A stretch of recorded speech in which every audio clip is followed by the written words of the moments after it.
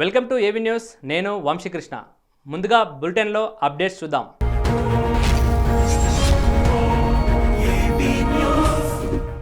సినీ నిర్మాత PRO BA రాజు మరణం పట్ల సినీ ప్రముఖులు దిగ్భ్రాంతి వ్యక్తం చేశారు. బిఏ రాజు మృతి పట్ల ప్రముఖ సినీ నటులు బాలకృష్ణ సంతాపం తెలియజేశారు. ఆయనతో తనకు ఎప్పటి నుంచో మంచి అనుబంధం ఉంది అన్నారు.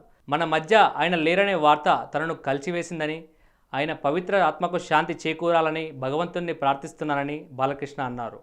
ఆయన కుటుంబ సభ్యులకు ప్రగాఢ సానుభూతి తెలియజేశారు బాలకృష్ణ. సినీ నటుడు ప్రకాష్ రాజ్ మాట్లాడుతూ రాజుగారి అకాల మరణం తనను ఎంతో బాధిస్తోందన్నారు. సినిమా పట్ల మీరు చూపించే ప్రేమను ఇకపై తామంతా ఎంతో మిస్ అవుతామని చెప్పారు. ప్రతి ఒక్కరి కోసం ఇంతకాలం మీరు నిలిచారన్నారు. హీరో విశాల్ తన కెరీర్ ప్రారంభమైనప్పటి నుంచి రాజుగారు తనను ఎంతో ప్రోత్సహించారని, తనకు అండగా నిలిచారని చెప్పారు. ఆయన మరణ వార్తతో తన హృదయం ముక్కలైందన్నారు.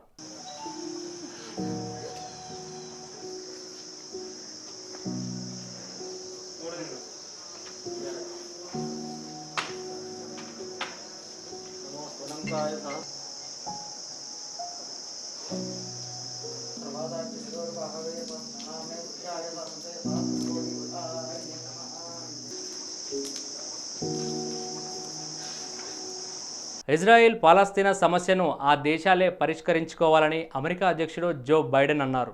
బాంబులతో దద్దరిల్లుతున్న గాజాను పునర్నిర్మించేందుకు కట్టుబడి ఉన్నామన్న బైడెన్ ఇప్పుడు సమస్యలను ఇజ్రాయెల్ పాలస్తీనాలే పరిష్కరించుకోవాలని, ఇదే సమస్యకు సరైన పరిష్కారమని తేల్చి చెప్పారు.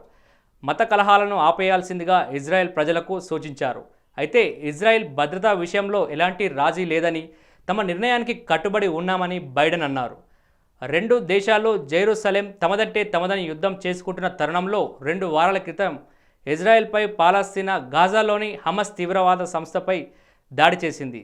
వందలాది రాకెట్లను ప్రయోగించింది. ఇజ్రాయెల్ తన క్షిపణి విధ్వంసక వ్యవస్థతో చాలా వాటిని నాశనం చేసింది. ఆ తర్వాత కూడా గాజా లక్ష్యంగా ఇజ్రాయెల్ కూడా మిసైళ్ల వర్షం కురిపించింది. ఈ నేపథ్యంలోనే 2 దేశాలు కాల్పుల విరమణకు అంగీకరించాయి.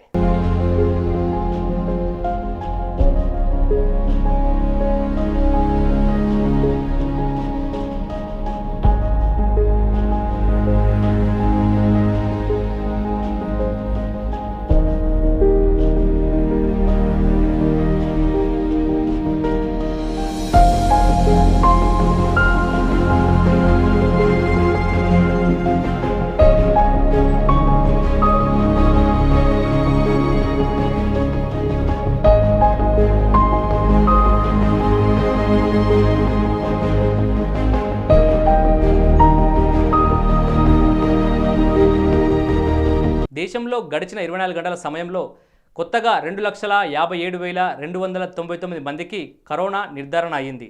వీటికి సంబంధించిన వివరాలు కేంద్ర వైద్య ఆరోగ్య మంత్రిత్వ శాఖ ఈరోజు ఉదయం విడుదల చేసింది. వాటి ప్రకారం నిన్న 3,57,630 మంది కోలుకున్నారు. దేశంలో నమోదైన మొత్తం కరోనా కేసుల సంఖ్య 2,62,89,290కు చేరింది. మరో 4,194 మంది కరోనాతో ప్రాణాలు కోల్పోయారు. దీంతో మొత్తం మృతుల సంఖ్య 2,95,525కు పెరిగింది. దేశంలో కరోనా నుండి ఇప్పటి వరకు 2,30,70,365 మంది కోలుకున్నారు. 29,23,400 మంది ప్రస్తుతం ఆసుపత్రుల్లో హోమ్ క్వారంటైన్లో చికిత్స అందుతోంది. దేశవ్యాప్తంగా 19,73,72,814 మందికి వ్యాక్సిన్లు వేశారు. जो ग्रास रूट में हमारे एग्रीकल्चर डिपार्टमेंट के लोग हैं, पंचायती राज इंस्टीट्यूशंस के हैं, वॉलंटियर्स हैं, पहले से ही जुड़े हुए हैं, लेकिन आज जो आपके समक्ष रखा गया है कॉम्प्रिहेंसिव थॉट प्रोसेस, वो सब चीज़ों को जोड़ के और जो बेस्ट प्रैक्टिसेस अभी तक सामने आई हैं उसको भी बीच में ला के और इस परिप्रेक्ष्य में कि किस तरह से very comprehensive and vibrant response can be mounted has been put together. और उसमें नई सोच है टेस्टिंग के बारे में. मोबाइल टीम्स जा सकती हैं, RT-PCR एक जगह है, लेकिन एंटीजन टेस्ट के द्वारा तेज़ गति से फैसले हो सकते हैं. इन सब बातों को सामने रखा गया और टेक्नोलॉजी के द्वारा जुड़ेंगे. और rural ministry of rural development, Panchayati Raj institution, self help groups के साथ जुड़ के, वॉलंटियर्स के साथ जुड़ के, टीचर्स सब मिलके जो काम कर सकते हैं उसकी रूपरेखा बना के सामने रखा गया। इन चीज़ों को सिस्टमेटिकली ऑर्गेनाइज करना रूरल एरियाज़ में एक तरह से आसान होता है, क्योंकि सिस्टम जो है वो बड़ा स्ट्रक्चर्ड होता है। शहरों में, मीडियम साइज शहर और बड़े शहरों में सिस्टम में कॉम्प्लेक्सिटी आती है, और ये सारा system largely public health system होता है, और उस पर रेजिलियंस और ऑर्गेनाइजेशनल जो स्ट्रक्चर है वो काम भी आता है। इसलिए इसको ऑर्केस्ट्रेट करना अपनी जगह पे एक तरह से आसान भी होता है। तो उम्मीद है कि इन सब गाइडलाइंस को इस्तेमाल करते हुए, जो हमने उन्हीं से ही सीखी जिन्होंने ये काम ऑलरेडी किया हुआ है, बांध के लेके आए। తెలంగాణలో లాక్డౌన్ అమల్లో ఉన్నప్పటికీ రోడ్లపైకి వస్తున్న వారి నుంచి పోలీసులు 15,000 వాహనాలను జప్తు చేశారు. సడలింపు సమయం ముగిసిన తర్వాత రోడ్లపైకి వస్తే కఠిన చర్యలు తప్పవని డీజీపీ మహేందర్ రెడ్డి ఇటీవల హెచ్చరికలు జారీ చేశారు. 10 గంటల తర్వాత రోడ్లపైకి వస్తే వాహనాలను జప్తు చేస్తున్నామని, కారణం లేకుండా బయటకు వచ్చిన వారి నుండి నిన్నటి వరకు మొత్తం 15,000 వాహనాలను పోలీసులు జప్తు చేశారు. మున్ముందు మరింత కఠినంగా వ్యవహరిస్తామని పోలీసులు అంటున్నారు. కారణం లేకుండా బయటికి వచ్చే వారి వాహనాన్ని తాత్కాలికంగా జప్తు చేసి 1,000 రూపాయల జరిమానా విధిస్తున్నారు.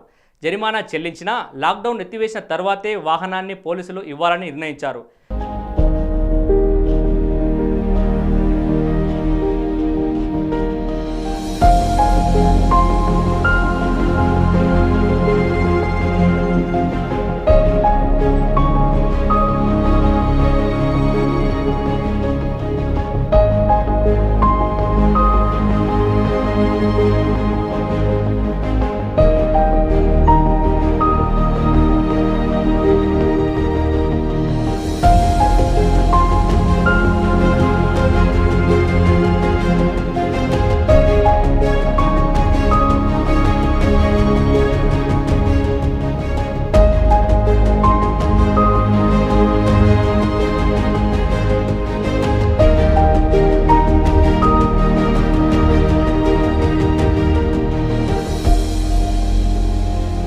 దేశంలో కరోనా వ్యాప్తి తీవ్రంగా ఉన్న రాష్ట్రాల్లో కర్ణాటక ఒకటి. సెకండ్ వేవ్ సమయంలోనూ కర్ణాటకలో అత్యధిక సంఖ్యలో కేసులు నమోదవుతున్నాయి. గడిచిన 24 గంటల్లో 32,000కు పైగా కొత్త కేసులు వెల్లడి కాగా 353 మంది చనిపోయారు. ఈ నేపథ్యంలో కర్ణాటక ప్రభుత్వం కీలక నిర్ణయం తీసుకుంది. లాక్డౌన్ను మరో 2 వారాల పాటు పొడిగించాలని సీఎం యడ్యూరప్ప నిర్ణయించారు. జూన్ 7 వరకు లాక్డౌన్ అమల్లో ఉంటుందని తాజాగా ఉత్తర్వులు వెలువడ్డాయి. నిత్యావసర వస్తువులు ఉదయం 6 గంటల నుండి 10 గంటల మధ్యలో కొనుగోలు చేయాలని సీఎం సూచించారు. లాక్డౌన్ ఆంక్షలను ఉల్లంఘించిన వారిని ఉపేక్షించేది లేదని అధికారులకు స్పష్టం చేశారు.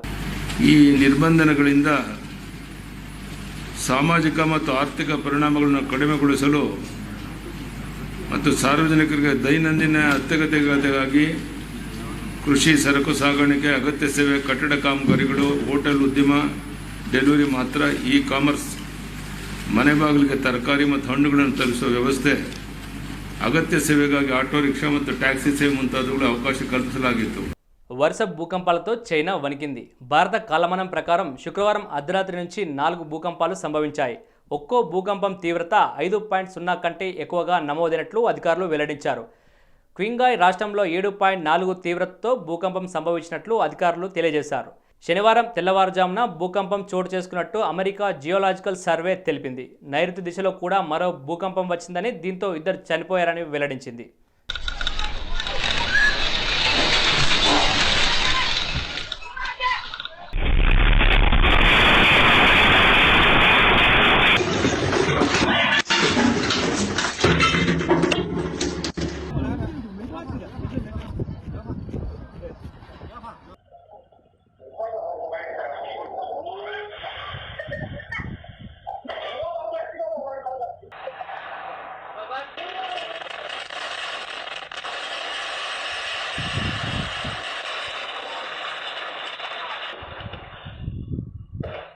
ఏ చిన్న అవకాశాన్ని విడిచిపెట్టకుండా తెలంగాణ రాష్ట్ర ముఖ్యమంత్రి కేసీఆర్పై అదే పనిగా విమర్శలు సంధిస్తూ వైఎస్ షర్మిల మరోసారి చెలరేగిపోయారు.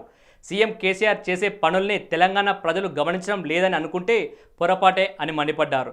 వ్యక్తిగత చికిత్స కోసం యశోద ఆసుపత్రికి వెళ్లిన కేసీఆర్ పబ్లిసిటీ కోసం గాంధీ ఆసుపత్రికి వెళ్లారన్నారు. ఇలాంటివన్నీ ప్రజలు గమనిస్తూనే ఉంటారన్నారు.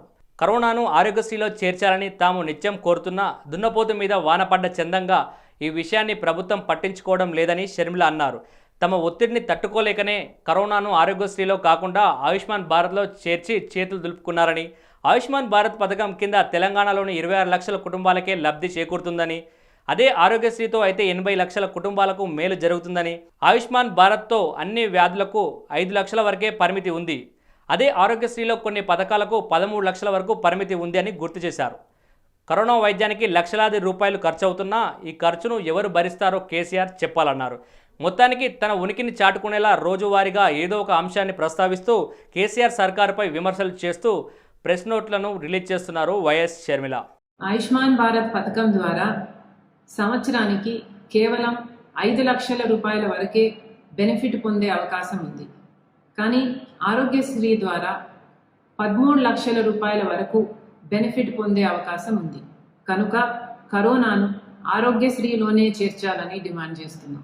ఈరోజు బైక్ ఉన్నా, ఫోన్ ఉన్నా, ఇటుకతో కట్టిన ఇల్లున్నా ఆయుష్మాన్ భారత్ వర్తించదు.